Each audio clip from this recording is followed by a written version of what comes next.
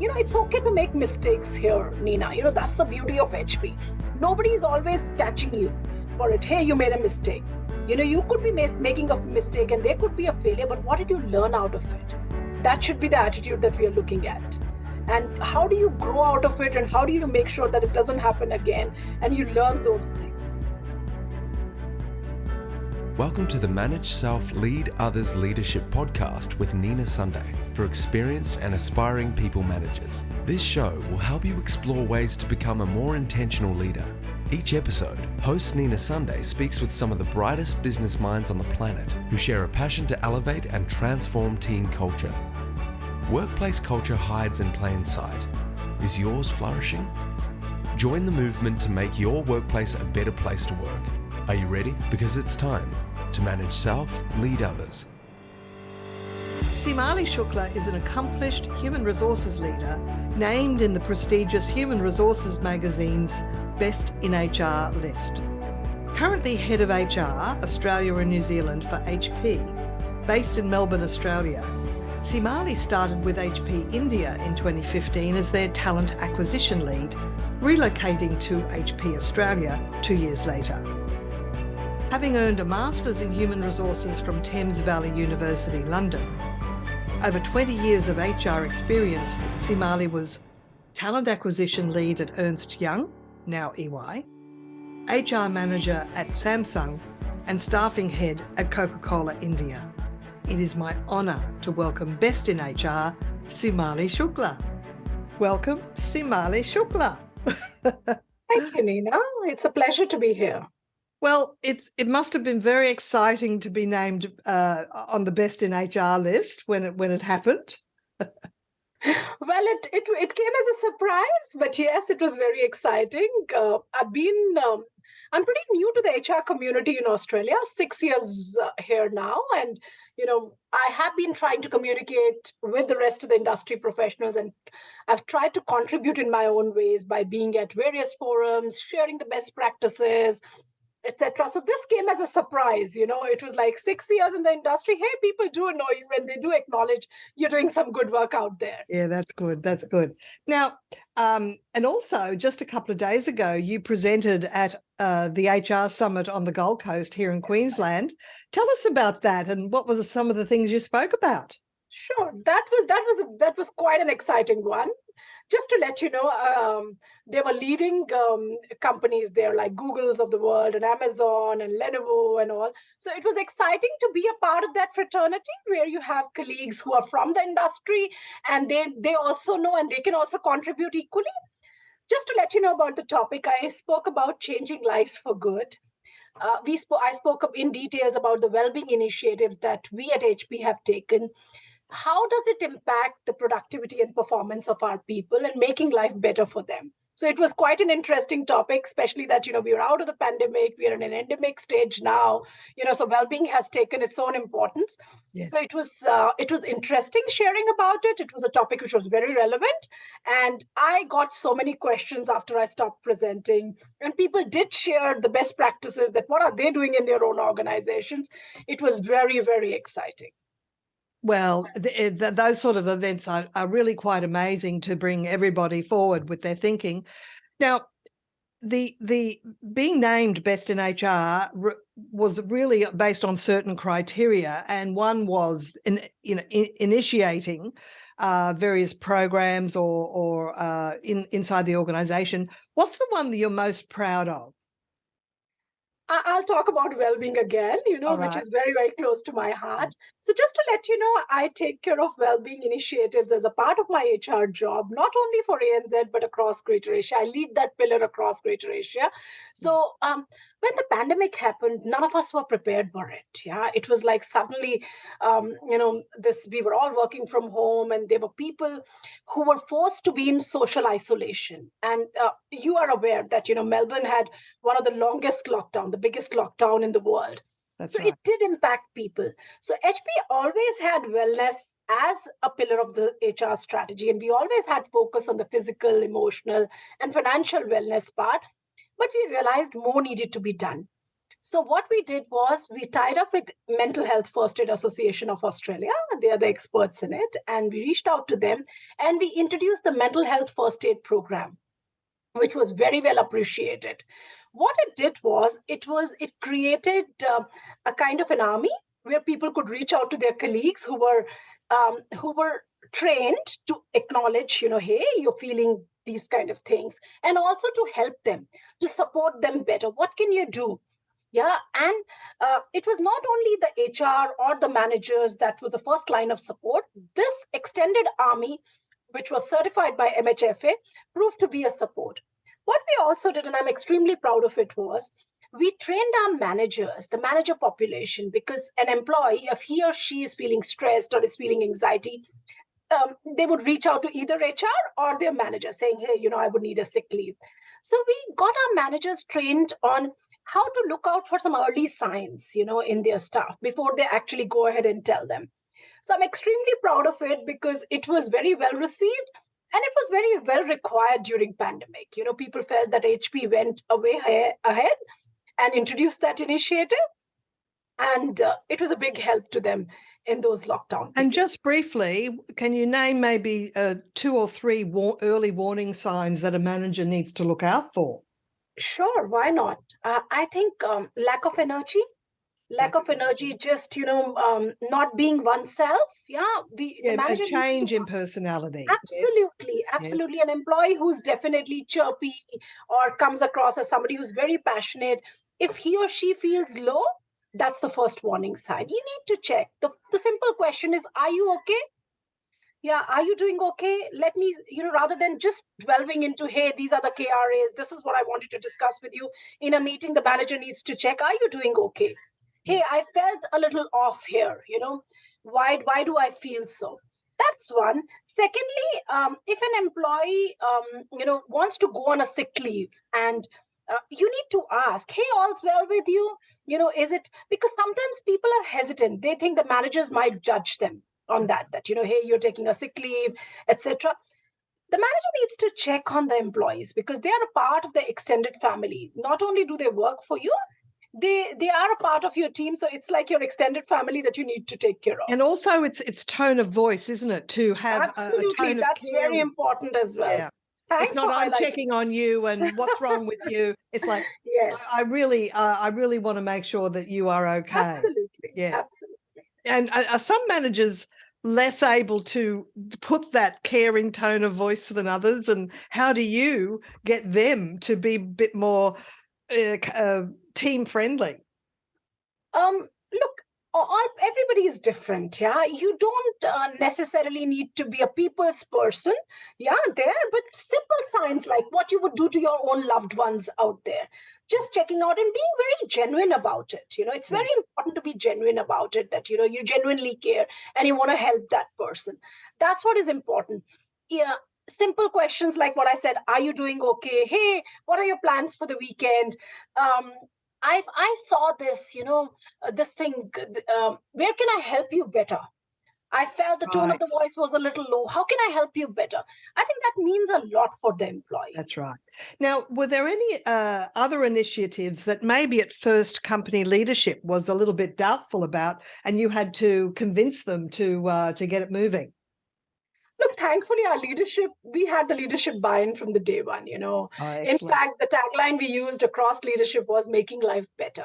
It's 3 simple words, but it talks a lot, making life better for our employees, for our extended community, for our customers. So we spoke about everybody.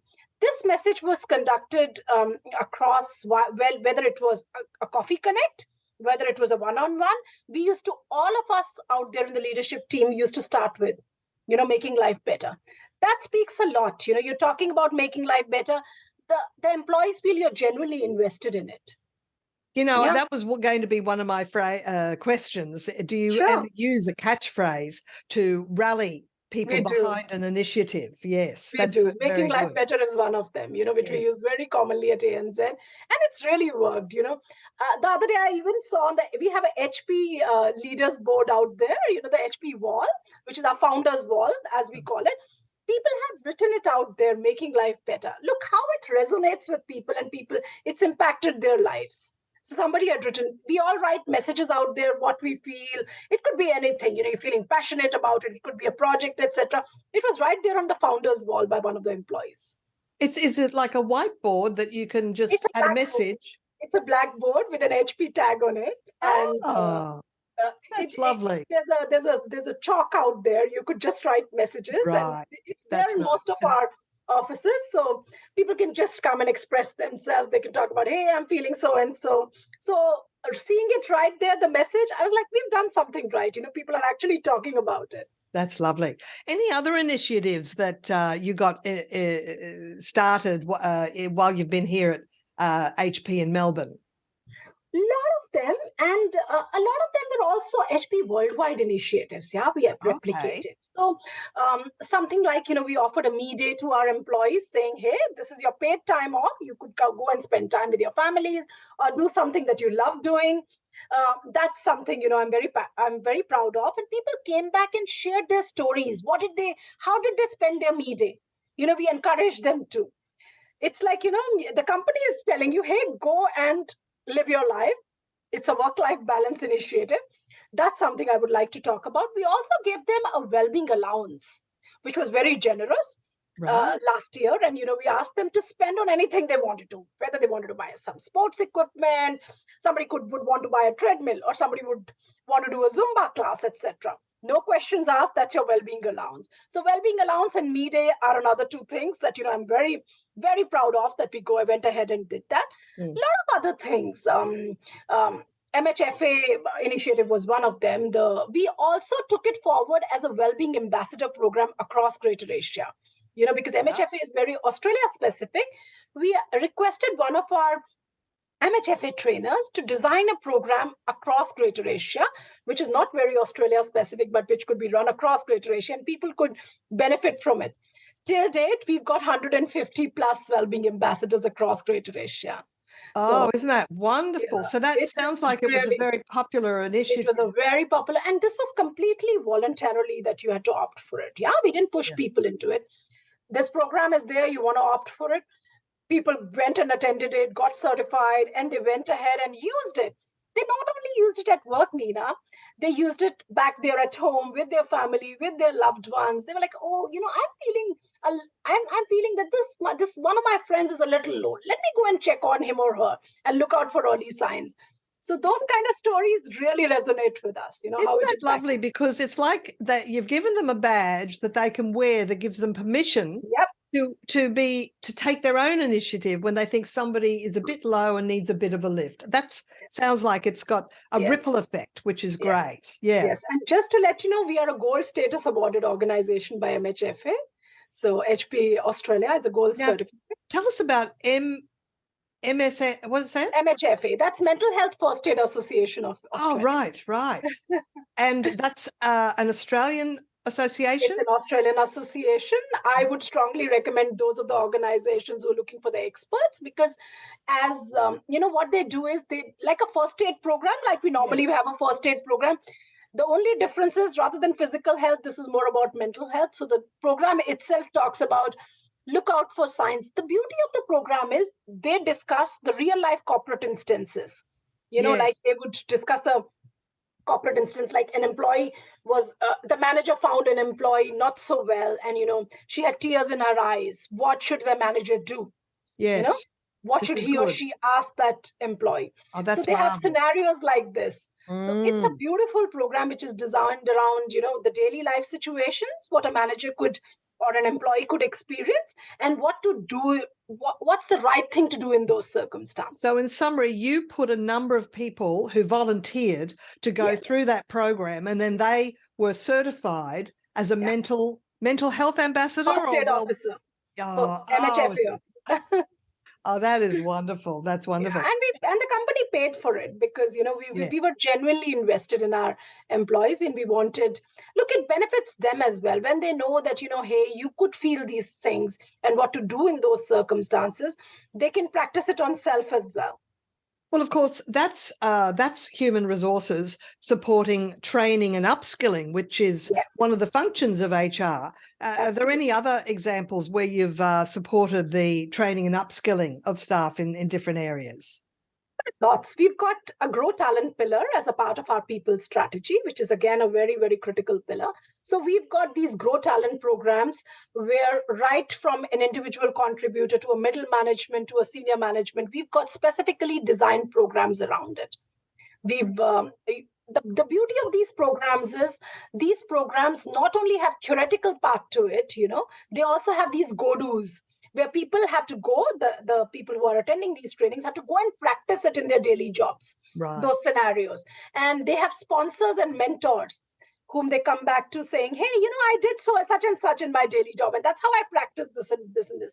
So that, we make sure that the learnings that they have, they're also doing it in their real life. They're implementing it. Yeah, so we've got a lot of training programs. To name a few, we've got Jumpstart, which is for the individual contributors. We've got a WILL program, which is Women in Leadership program, which is specifically for our diversity talent. We've got Trailblazer, which is for middle management and above, which is specifically a leadership program to get them up there, to make sure that they become directors and above. Yeah, so there are different programs at all levels. It seems to me, Seemali, you started with HP in India in 2015, I believe. Yes, it I seems did. to me that you're a bit of a trailblazer. Is that right? Well, that's one example of it. Look at the beauty of how we believe in exporter of talent. We believe in exporting the talent, and I'm one example here, where you could start in any part of the world in a different position. And if there is another position in another part of the country, you could apply for it.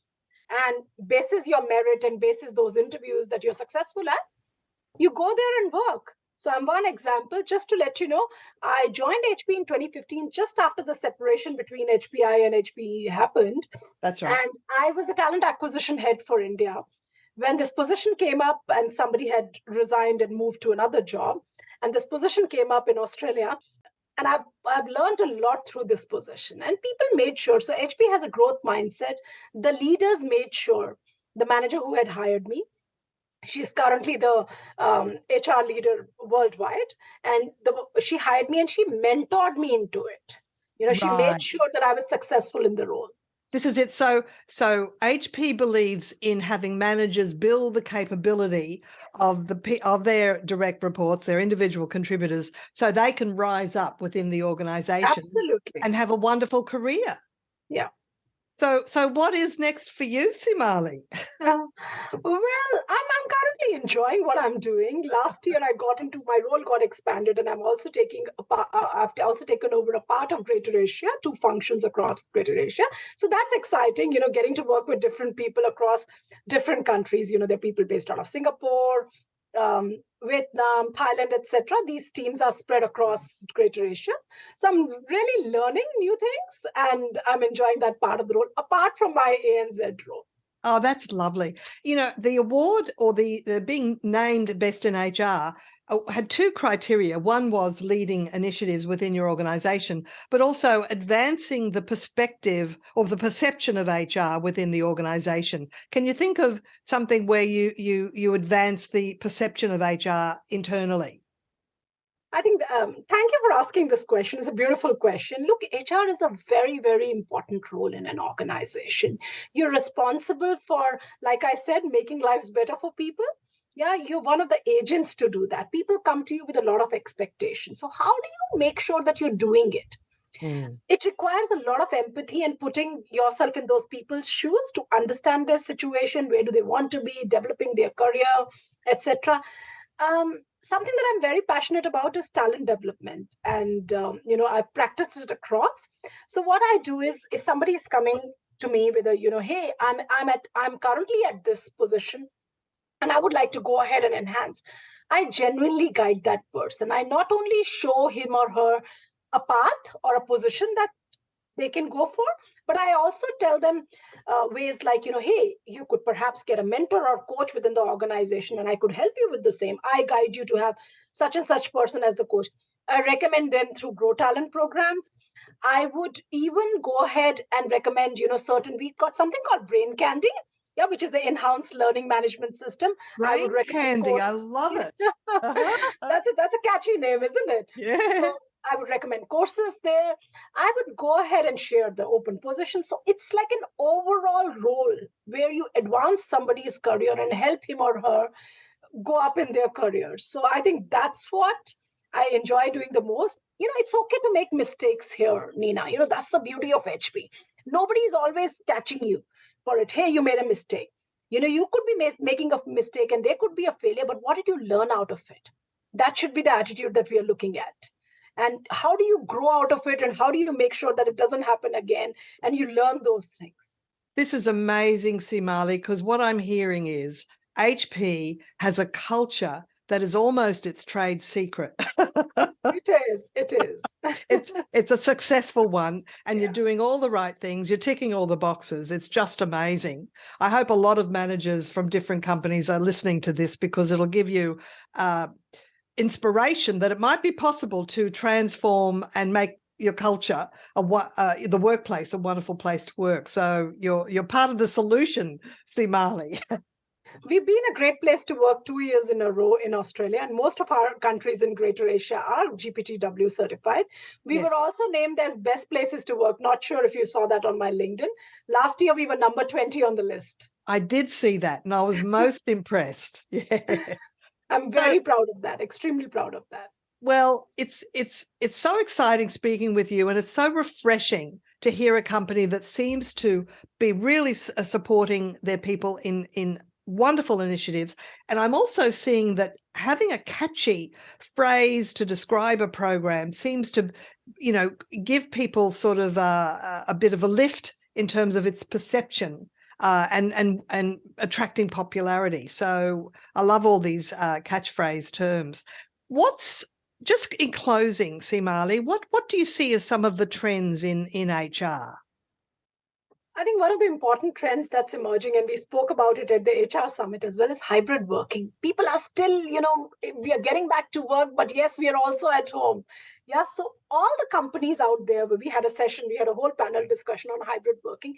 That's one of the trends, and it's going to stay. It's there for the long haul, the hybrid working part.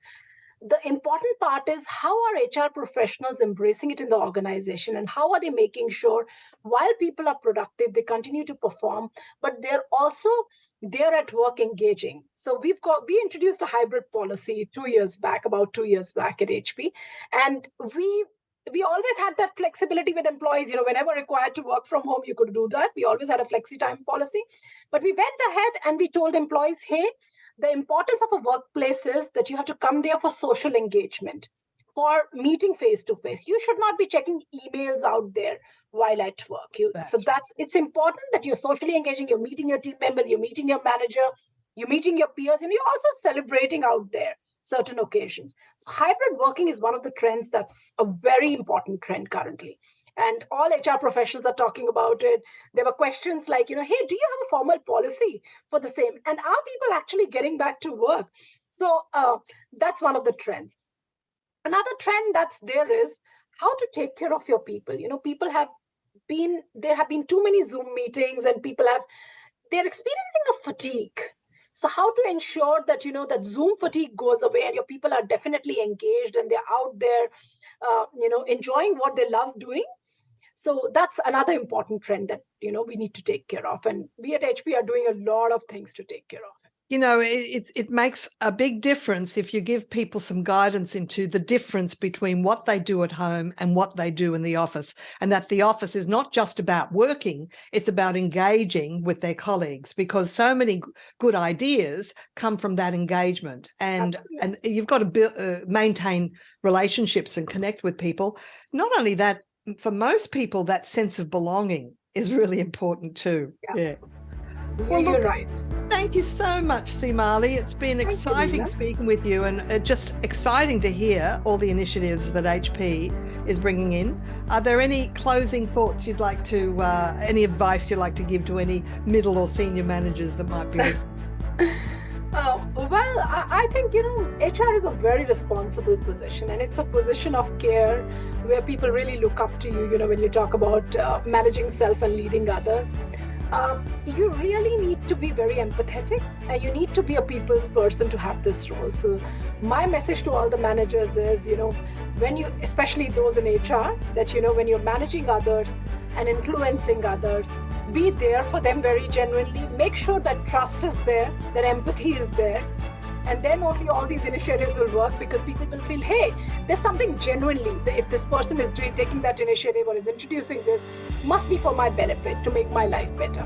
Seemali, thank you so much for sharing your time. Thank you, Neena. It's been a pleasure talking to you. So we'll see you next time. Thank you.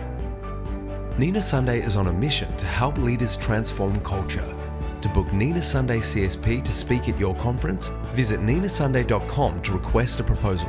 Neena travels from Brisbane, Australia for in-person presentations Australia-wide. Twice certified virtual presenter, Neena Sunday presents virtually, globally, for any time zone. This podcast is a part of the C-Suite Radio Network. For more top business podcasts, visit c-suiteradio.com.